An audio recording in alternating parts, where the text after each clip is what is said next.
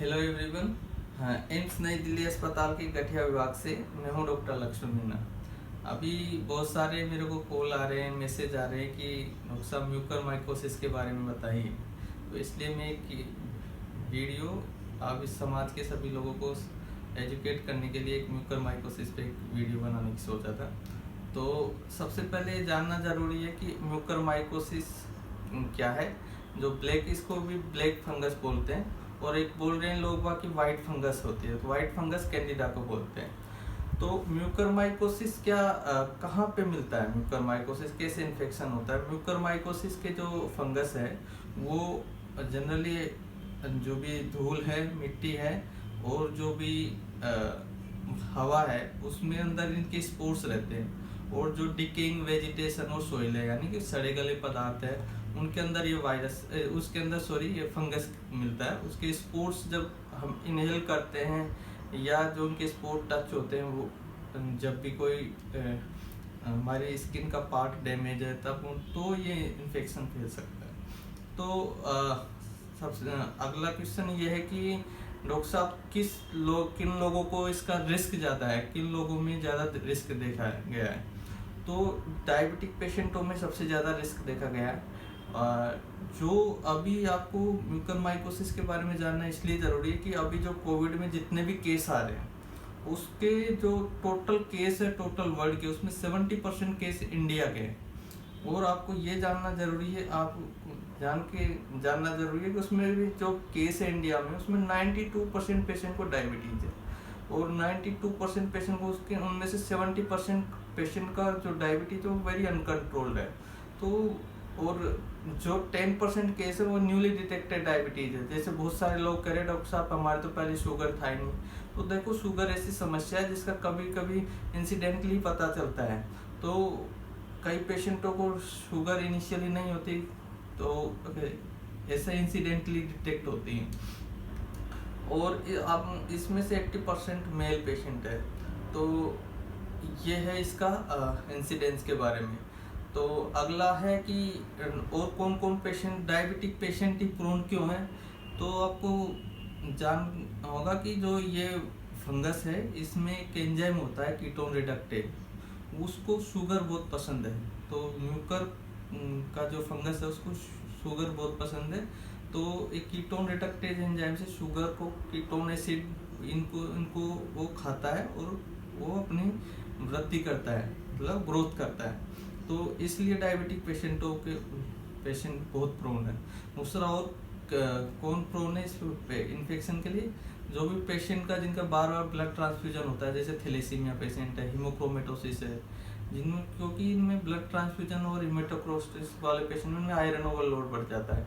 Iron भी इस Mucor को बहुत पसंद है, इसलिए आयरन से भी अपनी ग्रोथ करता है, इसलिए इनमें ज़्यादा इन्फेक्शन मिल रहा है। और किन किन में मिल सकता है, जो भी पेशेंट जिनको लॉन्ग टर्म एंटीबायोटिक चल रही है, आईसीयू में है, कीमोथेरेपी चल रही है, स्टेम सेल ट्रांसप्लांट पेशेंट है, क्रोनिक किडनी डिजीज के पेशेंट है, उनमें भी ये इन्फेक्शन मिल सकता है। पर मोस्टली डायबिटिक पेशेंटों में केसेस ज़्यादा मिल रहे हैं। इसलिए यदि हमारी डायबिटीज शुगर कंट्रोल है तो हम इससे बच सकते हैं। क्वेश्चन ये भी था कि आखिर पहले क्या ये इन्फेक्शन नहीं था। नहीं, पहले भी ये इन्फेक्शन था, लेकिन पहले ये इन्फेक्शन का रेट कम था, लेकिन कोविड में बढ़ गया है। तो कोविड में क्यों बढ़ा है? कोविड में बढ़ने का एक तो कारण कोविड इटसेल्फ है। कोविड में क्योंकि इम्यूनिटी को गड़बड़ कर रहा है, इसलिए कोविड भी एक कोज है। सेकंड कोज है स्टेरॉइड का बहुत ज़्यादा यूज हो रहा है। मैं देख रहा हूँ कि पेरिफेरी में जो भी डॉक्टर्स है वो कई पेशेंटों को अननेसेसरी स्टेरॉइड लिख रहे हैं, और जो ज़रूरत है उससे भी कई ज़्यादा लिख रहे हैं। तो ये भी एक रिस्क फैक्टर है, क्योंकि स्टेरॉइड से ग्लूकोज ज़्यादा बढ़ जाता है और फिर वो शुगर को कंट्रोल भी नहीं कर पा रहे हैं। तो शुगर को कंट्रोल करना ज़रूरी है, और स्टेरॉइड को जो ज़रूरत है उस हिसाब से ही प्रिस्क्राइब कीजिए। और तीसरा एक कोज ये है कि जो अभी जो ऑक्सीजन यूज हो रही है, क्योंकि इतना क्राइसिस है, तो पहले तो केवल हमारे मेडिकल ऑक्सीजन यूज कर रही थी, अब इंडस्ट्री की ऑक्सीजन को भी यूज कर रहे हैं। तो जो मेडिकल ऑक्सीजन है उसमें 99.7% कंटेंट ऑक्सीजन इटसेल्फ होता है, जबकि इंडस्ट्रियलाइज ऑक्सीजन उसमें 92% ही ऑक्सीजन रहती है और अदर कंटेंट भी उसमें मिले हुए थे जैसे नाइट्रोजन की गैस। अभी लेकिन इसको क्लियर कट कारण नहीं बोल सकते, बट ये एक डाउटफुल कोज है जिसको सोचा जा सकता है। तो हमें ध्यान देना होगा इंडस्ट्रियलाइज ऑक्सीजन का थोड़ा प्योरिफिकेशन करना होगा, उसका जो है उसको बढ़ाना पड़ेगा 92 से 99 90.7, तब जाके वो ज़्यादा इफेक्टिव होगी। ठीक है, तो इसमें क्वेश्चन ये आता है कि कैसे पता चले कि ये म्यूकर का इन्फेक्शन है कि नहीं। तो देखिए इसके जो मुख्य सिम्टम है उनको हम डिवाइड करते हैं। देखो सबसे ज़्यादा मोस्ट कॉमनली जो इफेक्ट कर रहा है वो राइनो ऑर्बिटल रीजन को इफेक्ट कर रहा है। तो राइनो ऑर्बिटल रीजन को इफेक्ट कर रहा है, तो क्योंकि ये जो म्यूकर है ये मेनली जो साइनस होते हैं, साइनस देखो आपको बता देते हैं, साइनस होता है जो बोन्स के बीच खाली स्पेस रहता है, वहाँ साइनस होते हैं। जैसे ये फ्रंटल साइनस है, इधर एथमोइड साइनस है, ये मैक्सिलरी साइनस है, स्फिनोइड साइनस है। तो जैसे जो साइनस साइड पे पेन होता है, जिस भी पेशेंट को इन्फेक्शन होगा, जैसे मान लो जो भी डायबिटिक अनकंट्रोल्ड है, सो कोविड है और यहाँ पे पेन बता रहा है, तो आप सस्पेक्ट कीजिए। एपिस्टेक्सिस हो सकता है, नाक से काला खून आ सकता है, नाक से हरा रंग का लिक्विड आ सकता है, और क्या हो सकता है, यहाँ दर्द हो सकता है, बुखार हो सकता है, सूजन आ सकती है, यहाँ पर रेडनेस हो सकती है आँख के अराउंड, और आँख के अराउंड स्वेलिंग भी हो सकती है, और विजन में डिस्टरबेंस हो सकती है, टोटल विजन लॉस भी हो सकता है। और अगर ये इन्फेक्शन ब्रेन में एक्सटेंड कर जाता है तो केवर्नस साइनस थ्रोम्बोसिस हो सकता है, उसकी वजह से ऑप्थेल्मोप्लेजिया मतलब लॉस ऑफ विजन हो सकता है, यहाँ पे नमनेस हो सकती है फिफ्थ नर्व की वजह से, और तो बहुत सारी क्रेनियल नर्व की पाल्सी भी हो सकती है, वो सारे हो सकते हैं। दूसरा ये अफेक्ट करता है पल्मोनरी म्यूकर माइकोसिस। तो पल्मोनरी म्यूकर माइकोसिस क्या सिम्टम हो सकते हैं, फीवर इटसेल्फ हो सकता है, हेमोप्टाइसिस हो सकता है, चेस्ट पेन हो सकता है, और इसके अलावा चेस्ट में शॉर्टनेस ऑफ ब्रीथ हो सकती है, ये सारे हो सकते हैं। और क्या क्या अफेक्ट कर सकता है, गैस्ट्रोइंटेस्टाइनल रीजन को भी अफेक्ट कर सकता है, उसमें परफोरेशन हो सकता है, पेरिटोनाइटिस हो सकता है, हिमेटमेसिस हो सकता है, मलीना हो सकता है, ये सारे चीज़ें हो सकती है। और भी स्किन को भी अफेक्ट करता है, स्किन में जहाँ पे स्किन पे कैसे कर सकता है, अगर वहाँ पे कोई ट्रॉमा हुआ है, बर्न है या वाउंड है, तो वहाँ पे पेन हो सकता है, नोडुल बन सकता है, तो तब आपको सस्पेक्ट करना होगा। तो ये सारे म्यूकर माइकोसिस के सिम्टम थे। तो अब आता है कि इसको हम कैसे डायग्नोसिस कर सकते हैं। तो डायग्नोसिस करने के लिए हमको जो सबसे बेस्ट है उस जगह का बायोप्सी लेना पड़ेगा। बायोप्सी क्यों ज़रूरी है, क्योंकि बायोप्सी से ही क्लियर कट पता चलता है कौन सी तरह का फंगस है। तो जो बायोप्सी में जो इसमें क्या मिलता है, बायोप्सी में इसमें ब्रॉड, इरेगुलर और एसेप्टेटाइपी मिलते हैं, जबकि जो एस्परजिलस है उसमें नैरो, रेगुलर और सेप्टेटाइपी मिलते हैं। तो इसलिए बायोप्सी से क्लियर होता है। इसके अलावा और क्या कर सकते हैं, इसके अलावा हम सीरम गैलेक्टोमेनन कर सकते हैं, बीटा डी ग्लूकेन ऐसे कर सकते हैं। इसके अलावा सीटी पल्मोनरी म्यूकर माइकोसिस, तो सीटी में इसमें हेलोसाइन या रिवर्स हेलोसाइन मिलता है।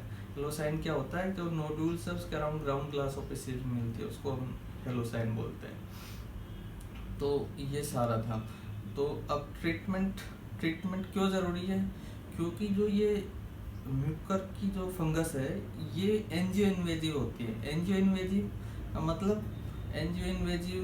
का मतलब होता है ये ब्लड वेसल को डिस्ट्रक्ट करती है। जैसे कि मान लो कोई खेत है, खेत में यदि हम वो पाइपलाइन है उसमें पानी रुक जाए, उसमें कुछ भी अवरोध हो जाए, तो वहाँ पानी का सप्लाई नहीं होगा। अगर लंबे समय तक पानी का सप्लाई नहीं होगा तो वहाँ की भूमि खराब हो जाएगी, बंजर हो जाएगी। वैसे ही अगर हमारी शरीर की जो सेल्स है, टिश्यू है, अगर उनको ब्लड सप्लाई ना मिलेगी तो नेक्रोसिस हो जाएगा, वहाँ इन्फाक्ट हो जाएगा। इसलिए जहाँ पे भी इसका इन्फेक्शन है वो टिश्यू बिल्कुल ख़राब हो जाता है, इसलिए ट्रीटमेंट बहुत आवश्यक है। Treatment mainly physician, ENT surgeon और आई सर्जन करते हैं। तो एंटीबायोटिक इसमें एम्फोटेरिसिन बी देते हैं, वो अराउंड 1 to 1.5 मंथ देते हैं। उसके बाद एक पोसाकोनाजोल टेबलेट आती है, उसको थोड़ा लॉन्ग टर्म देना होता है क्लिनिकल कंडीशन के हिसाब से 3 to 6 मंथ तक। और इसमें सबसे मेन रोल सर्जरी का है, क्योंकि सर्जरी से हम जो टिश्यू नेक्रोस उनको हटाना पड़ता है ताकि जो इन्फेक्शन है वो मैक्सिमम निकल जाए।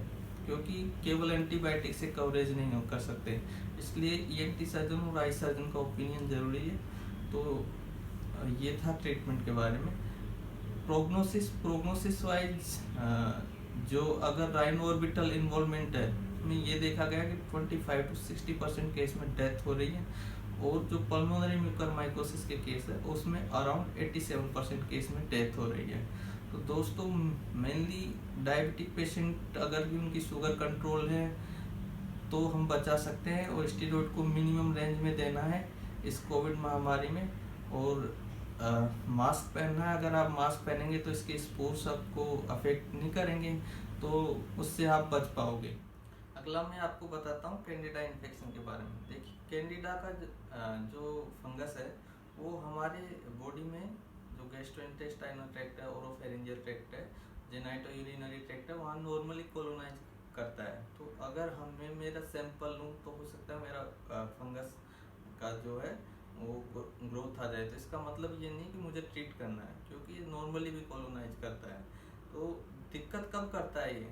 जिन पेशेंटों की इम्यूनिटी कमज़ोर हो चुकी है, जैसे डायबिटिक पेशेंट है, लॉन्ग टर्म से एंटीबायोटिक यूज ले रहे हैं, लॉन्ग टर्म से कीमोथेरेपी पे हैं, ट्रांसप्लांट पेशेंट है, और उनमें ये ज़्यादा दिक्कत करता है। बाकी लोकल इन्फेक्शन इसके कभी कभी नॉर्मल पेशेंट में मिल जाते हैं, लेकिन लोकल इन्फेक्शन आसानी से ट्रीट हो जाते हैं।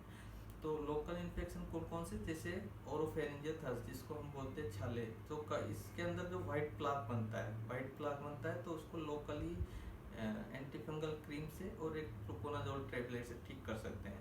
एक होता है वल्गोवेजाइनल कैंडिडियासिस, एक होता है बेलेनाइटिस। दोनों में है पेन, इचिंग और वहाँ पे वाइट प्लाक मिलेगा, और वाइट डिस्चार्ज वल्गोवेजाइनल कैंडिडियासिस में मिलेगा। तो उसको भी हम एंटीफंगल थेरेपी से आसानी से ठीक हो जाता है। लेकिन डिसेमिनेटेड और सीवियर टाइप का कैंडिडियासिस कब मिलता है? जैसे एंडोकार्डाइटिस किनको होगा? जिनको पहले कोई प्रोस्थेटिक हार्ट वाल लगा हुआ है या आईवी ड्रग यूज लेते हैं, उनमें ये इन्फेक्शन मिल सकता है। और दूसरा, जैसे किसी को ट्रांसप्लांट लगा हुआ है, जैसे नी का ट्रांसप्लांट है या कोई प्रोस्थेटिक ट्रांसप्लांट लगा हुआ है या इंट्राआर्टिकुलर या कोई सर्जरी हो, उन केस में भी ऑस्टियोमाइलाइटिस कर सकता है ये वायरस। और जिनको सीएनएस शंट लगा हुआ है या बीपी शंट लगा हुआ है, उनमें भी इनके इन्फेक्शन मेनिंजाइटिस मिल सकती है, गैस्ट्रोइंटेस्टाइनल ट्रैक्ट के इन्फेक्शन मिल सकते हैं। कैंडिडा निमोनिया वेरी रेयर है, क्योंकि वहाँ पे जनरली लोकलाइज ग्रोथ कंटामिनेंट होता है। वो कभी सैंपल में यदि आ भी जाए तो हो सकता है वो ओरोफेरेंजियल सिक्रीशन की में जो लोकली कंटामिनेट करता है वो भी हो। तो मोस्टली। और दूसरा ये कैंडिडेमिया क्या टर्म है? कैंडिडेमिया है जब ब्लड के अंदर कैंडिडा का इन्फेक्शन मिल जाए।